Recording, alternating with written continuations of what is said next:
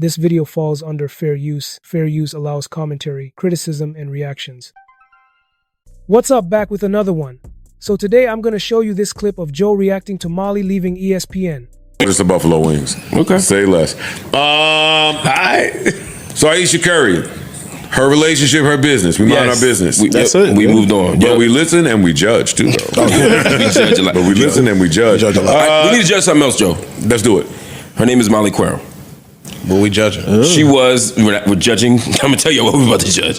She, of course, for those that don't know, was the host of First Take on ESPN for many years. The show that is hosted by Stephen A. Smith at one point, had Skip Bayless, other people over the course of the year, Shannon Sharp more recently. One of the biggest shows in sports history. Absolutely, one of the biggest shows in sports history. The flagship show at this point of ESPN, as opposed to say, pardon the interruption. She is an integral part of the show in many people's opinion, in my opinion as well. She left ESPN rather abruptly, about 3 weeks ago. There was speculation about why she left the network, but ultimately... And that tea was hot, and I never touched it. Yep. That tea was hot. Don't think that I wasn't in the back channels trying to get a little dose of that tea. That tea was piping hot, but here we are, we back. We back. And one of the things that came up was, most recently, the conversation about her contract. That she left because she was insulted, according to reports, at the amount that they offered her and what she was currently making, which was reported to be $500,000 per year. Which was what? The new Now, offer? that was the new offer, or is that what she was making? That's what she was currently making. And whatever the offer wasn't significantly higher than that, wasn't sufficiently higher than that to make her stay. I don't know what the new number was. I don't believe it's been reported, but we know that she was making 500 according to the reports, and she felt like 500 was an insulting number, was unfair given what she's given to the franchise. We also know Stephen A's contract as well, which is an overall deal. It's not just for that show. But What does that have to do with anything? I'm just putting everything on the table because this is part. This No, it ain't. No, it is only because that's why some people are upset. I'm not saying it should or shouldn't be. I'm just saying we have a lot of information about salaries there. Let's get to it. One particular piece of information we had was Kendrick Perkins, and that might be a better comp.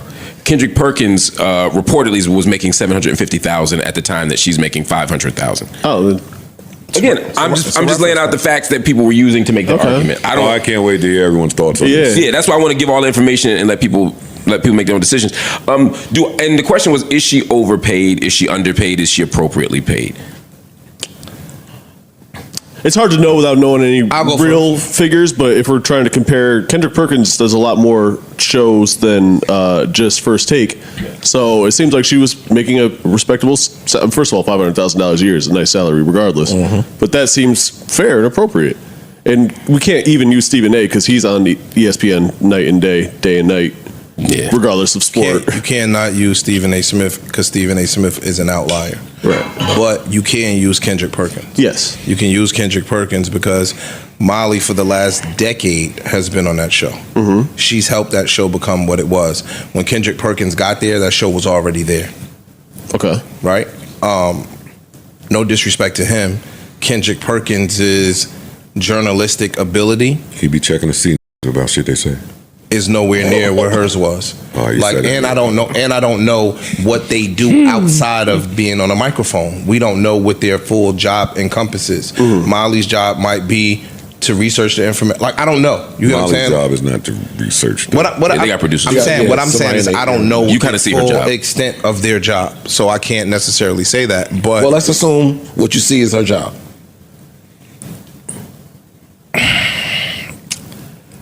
I think she was underpaid. What would fair look like? $1 million. What number would you no longer say she's underpaid? Maybe 800, because again, you got to judge who your counterparts are. So if Kendrick Perkins is sitting right next to me and he's at $800,000, then she has a fair question asking, why am I not at $700,000? So he's on other shows, right? Yeah. I help So I'm build. paid by this network. I'm on multiple shows on this network. That would justify me getting. I don't know how many shows he's on. He pops up on the NBA He pop show. late night on the NBA sometimes. On Sports Center, yeah. But and broadcasts. And Molly is not just basketball.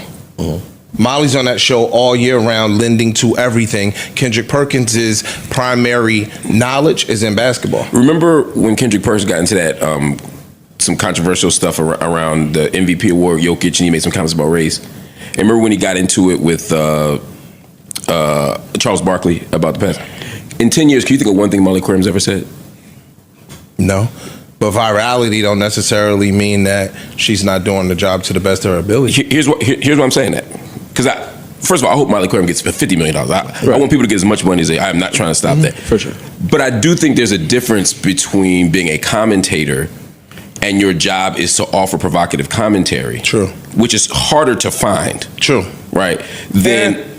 I think so. I just think it's roles. Then a moderator. Yeah, but remember, because she's the host, but she's really the moderator. Mm-hmm, she is. Hey, I want to help you become a boss just like I am. I built a 6-figure store from scratch using one product and a real strategy. If you're sick of excuses, click the link in the description. I'll show you how I did it. Let me just jump in real quick. This one hit a nerve. Joe Budden broke down what might really be going on here. People are saying ESPN gave Molly a low salary offer on purpose, not necessarily because of budget, but because they didn't see her long-term value at the network. I think it's harder to replace Kendrick Perkins than it is to replace Molly Qerim.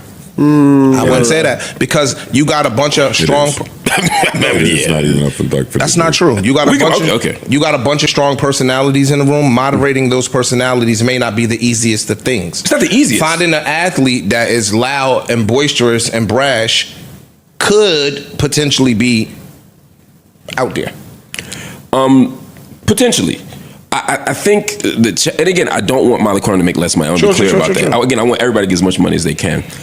But I do see a difference between an NBA analyst, which is there's a very small number of people who are former NBA players who can articulate themselves, who have personality and noteworthy opinions that will get people talking in agreement or disagreement. Mm-hmm. I think it's much easier to find someone who can moderate and kind of organize. It's not easy. I'm not saying her job is easy.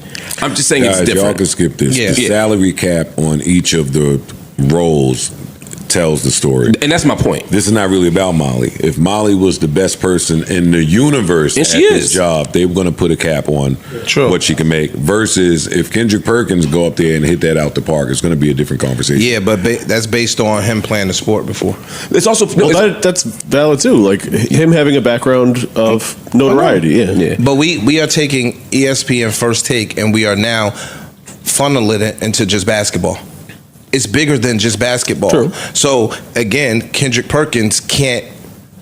Molly Qerim can't hold a candle to Kendrick Perkins' basketball IQ. He's been around the sport since he was a child. Mm-hmm. And let's take this off of Kendrick Perkins. You could bring any basketball player in. C.J. Williams. Anybody. And talk X's and O's and all the other stuff that go along with that. The same thing you could do with Terrell Owens or Chad Ochocinco. Anybody that played the sport and lived the sport, of course they're going to have vast knowledge. But when you start talking about, this person is only beneficial in this one sport, and I'm here for 365 days and I help build this ship from the ground up, that should, in my opinion, have some level of credence. What's up? So what are my thoughts about this? Here's the thing. When someone like Molly Qerim leaves a major platform like First Take, people are going to start asking questions, especially when leaked salary details start circulating right after. From the way this looks, a lot of people believe ESPN may have lowballed her on purpose, not as a cost-cutting move, but as a quiet way of phasing her out. In industries like sports media, this happens more than people realize. Instead of openly letting someone go or addressing it head-on, companies sometimes offer terms they know won't be accepted. It allows them to say, well, we made an offer, while also moving in a different direction without making it a public firing. If that's what happened here, it would explain a lot, and Joe Budden seems to be tapping into that idea. For someone who's been the face of First Take for years, Molly helped carry conversations, mediate big personalities, and create moments that shaped the show's success. So when the numbers don't reflect that, it's not just a financial thing, it's a message. Whether you agree with how ESPN handled it or not, this raises bigger questions about how networks treat their talent behind closed doors. The salary leak might not have been an accident. Either it could be part of the bigger media game. Either way, it shows how much happens off camera that fans never get to see. Okay, so drop a comment, smash that like button, and make sure you subscribe for more videos like this, and I'll see you in the next video.